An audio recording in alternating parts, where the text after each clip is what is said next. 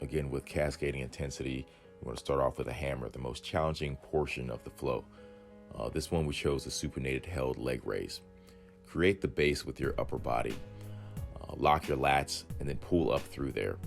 So you want to create that stability and then do a reverse crunch. So challenge the bottom half of your core. Try and get a squeeze at the top. I have my knees slightly bent, my toes pointed. So whenever you lock the knees, some of the energy gets locked in there. So when you keep them bent, the energy continues to flow up into your trunk, into your core. We chambered that with a supinated horizontal row. All right, so later on I elevate this, but this was available to me at the time. Focus on pulling through your elbows, getting a squeeze. So once you're up in there, really trigger the muscles in your back. So you want to try and locate as much real estate as possible and get it to turn on.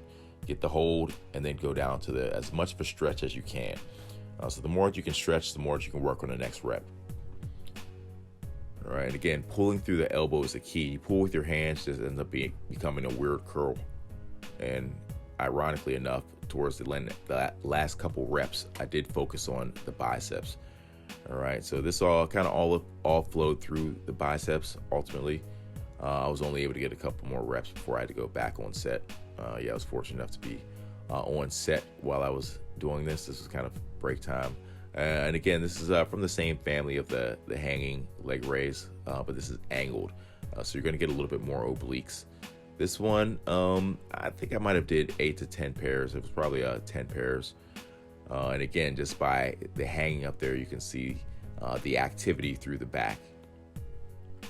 I'm focused on a slight tug through my upper body just to kind of get momentum, and then I pull through the legs.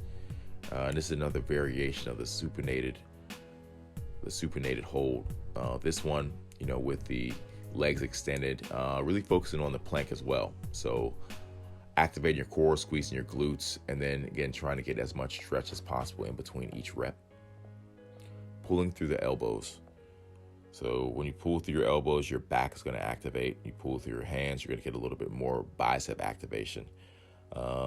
Sometimes, like I said, I will utilize that if I'm going into a bicep movement later on. I might try and get a little bit more activity through the bicep, or focusing on squeezing the bar and pulling through that. This is a rotating lateral kettlebell raise. So with this one, you just think a lateral raise. Then when you rotate your trunk, you're going to get a little bit more core, a lot of bit more core involvement. Eyes are still locked with your chest. And again, the transition is going to be as you get to the midpoint. So down by your waist and just raise up with the rotation. And the supinated press, you get a lot of bicep activity with this. All right, so I'm resting the forearm or the kettlebell on my forearm, and then a slight press through the crook of my elbow, and then just send my hands up. So I'm not trying to fully extend my arms.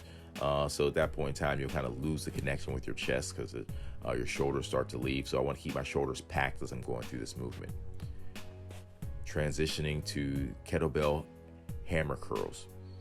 All right, so I'm focused on keeping the wrist locked, and so not letting the wrist lag at all.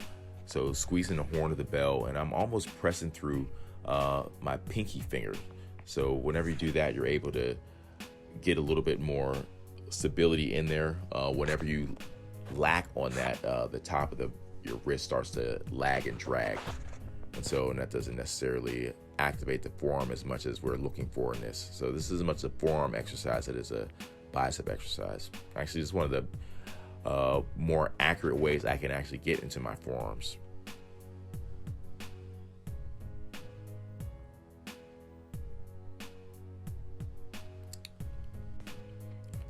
Now we're going into the straight bar curl. So Olympic bar is about 45 pounds. So with this one, I do a curl to curl. All right, so again, one full rep and then a third or half a rep. All right, so that just emphasizes the squeeze. So what I'm going to do is get the full stretch so that I get the full range of motion and activate it along that path. And then just re-emphasize the squeeze. So with the second squeeze, I'm really looking to just carve out a little bit more detail in there. Things I'm thinking about, especially at the top part of the curl, is I'm squeezing my chest open, my upper back, so activating that and keep my chest out as much as possible. And it's the same principle. So first thing I do before I do anything is activate my upper back. So pull my chest through. And then I activate the band laterally. So my lateral delts are on fire. Then I think about curling and then extension. So the curl part at the top and then extending down at the bottom. So I'm trying to activate my arm in both directions. And then the press row. As I press out, I want to keep my shoulders back. And then when I again retract the movement, I want to focus on the pull part of that. So I'm focused on chest and back, chest, back.